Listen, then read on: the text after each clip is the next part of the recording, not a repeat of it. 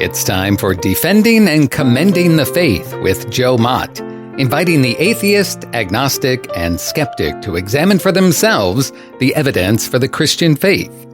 We are all limited by what we do not know and by the things we think we know but are not true.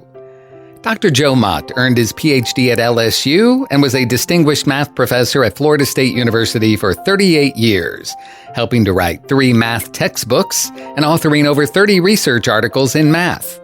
He is now the host of this radio program, Defending and Commending the Faith. Here is Joe Mott.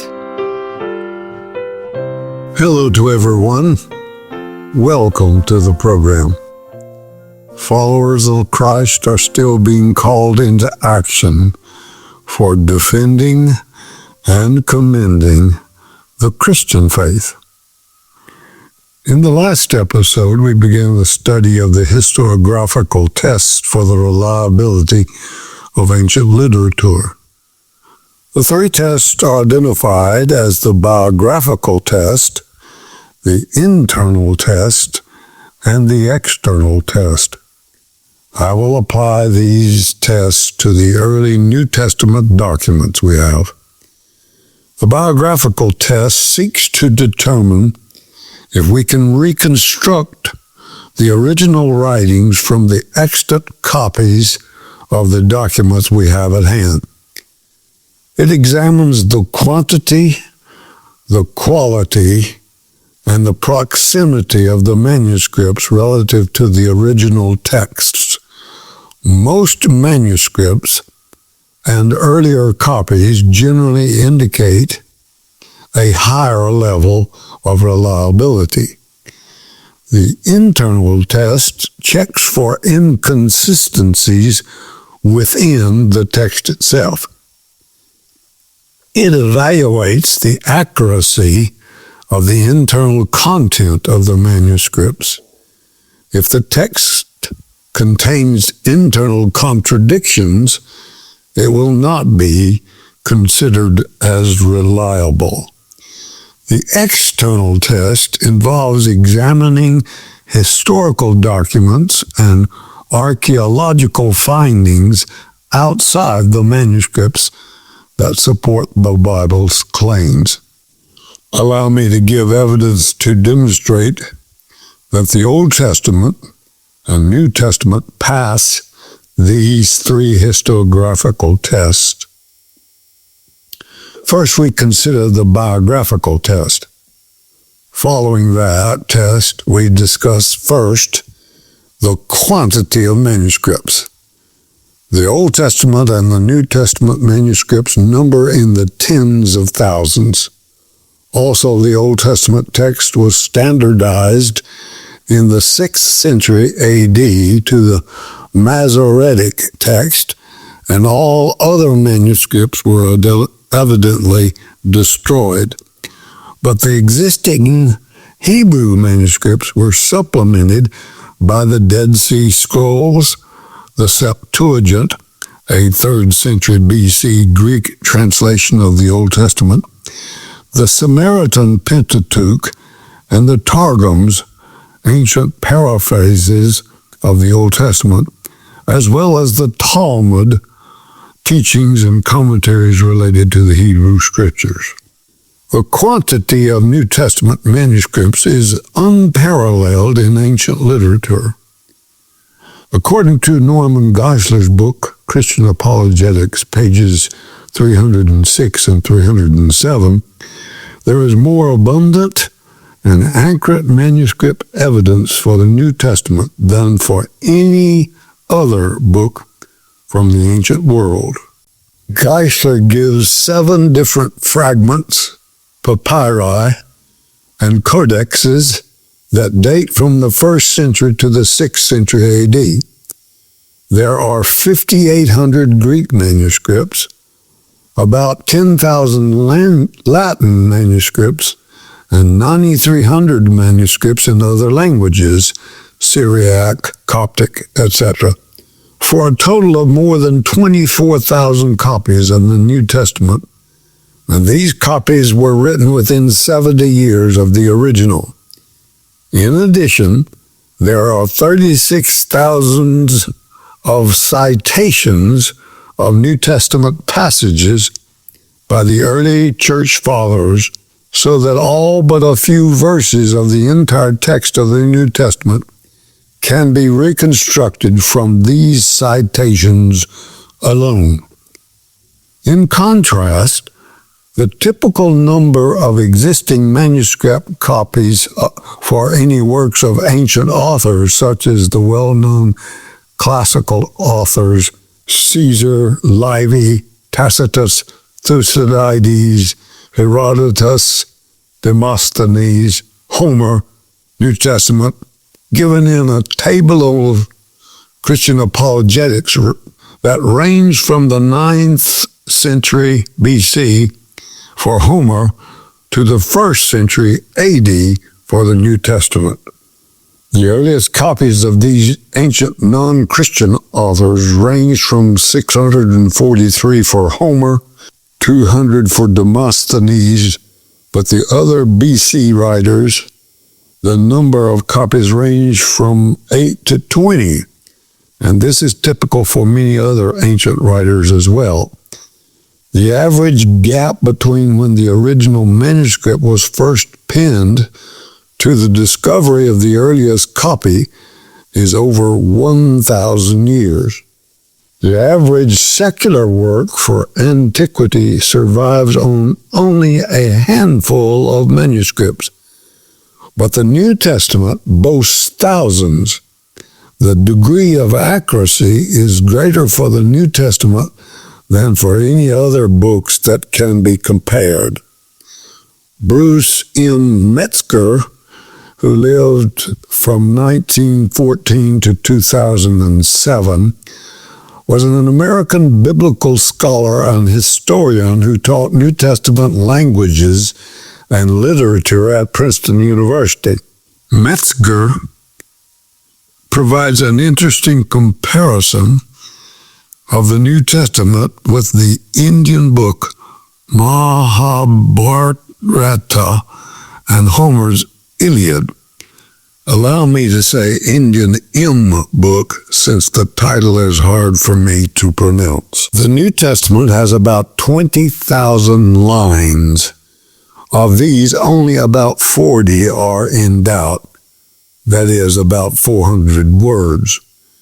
The Iliad has about 15,600 lines, with 764 lines in question.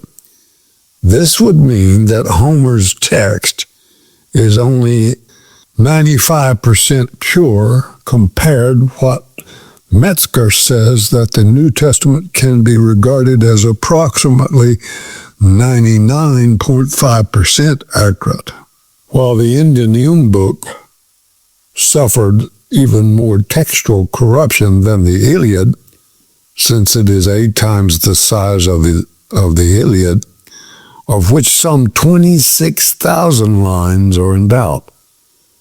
This would be roughly 10% textual corruption, or a 90% accuracy of the original.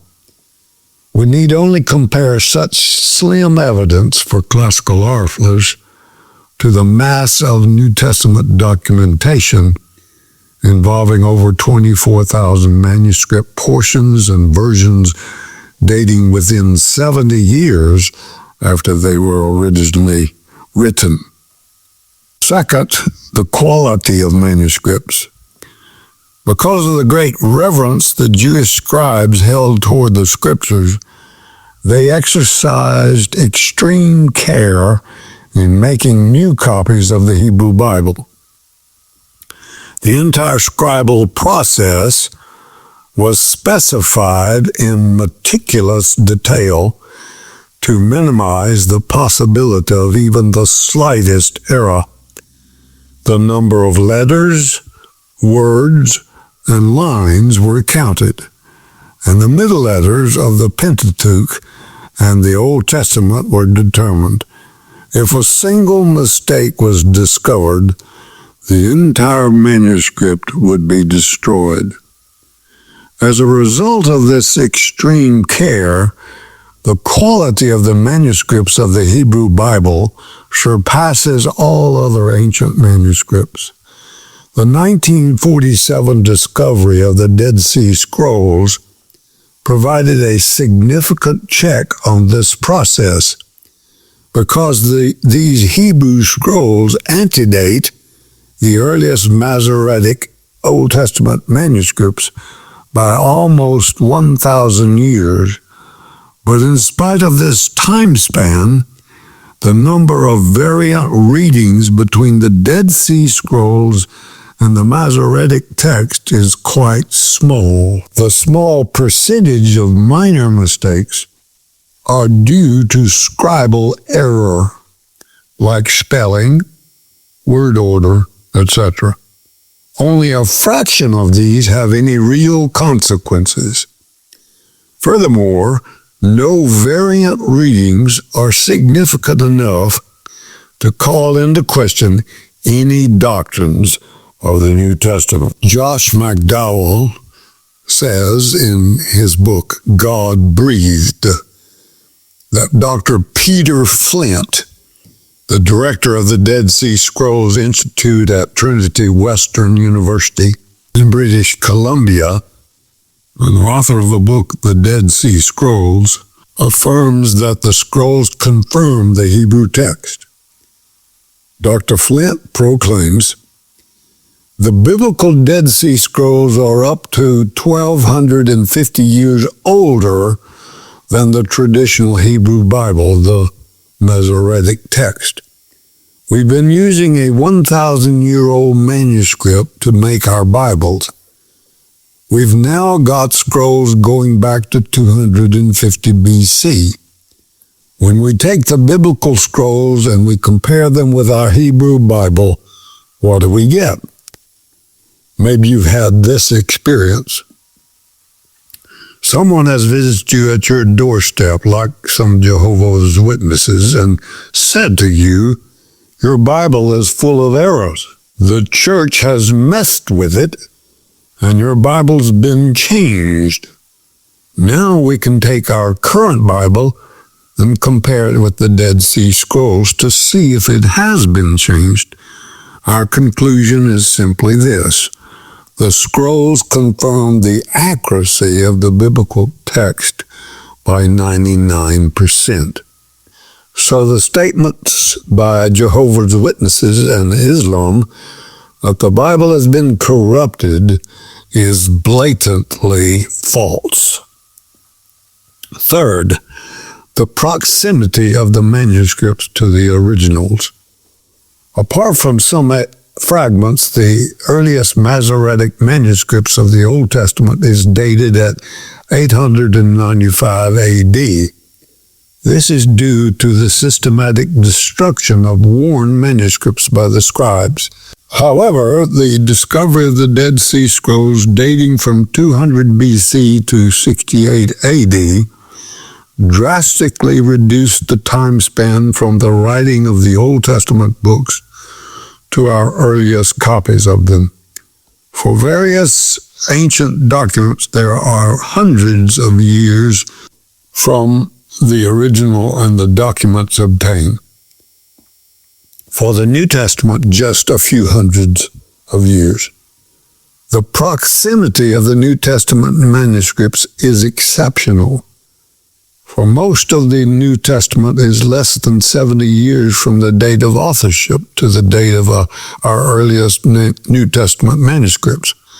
This can be contrasted with the average gap of over 1,000 years between the composition and the earliest copy of other ancient authors. The early dates of the manuscripts, copied close to the time of the events of the Bible, do not allow enough time for myth and embellishment to have altered the text. Allow me to repeat. Every book of the Bible has manuscript support for its reconstruction. Second, the Bible has the most bibliographical support of any work of ancient literature. To summarize the bibliographical test, the Old Testament and New Testament enjoy far greater manuscript attestations in terms of quantity, quality, and proximity span than any other ancient documents. In other words, the Bible passes the bibliographical test and must be graded with the highest mark of any ancient literature we possess. Allow me to close this episode by reminding you, exercise daily. Walk with God.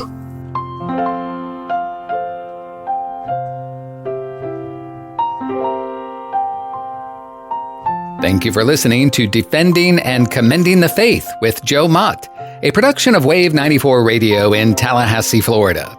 If you have any questions or comments for Joe, please forward them to Doug Apple at Wave94 at this email address, dougapple@wave94.com. And be sure to join us every Monday evening at 6:45 p.m. on Wave 94 and subscribe through your favorite podcast app. Defending and Commending the Faith with Joe Mott.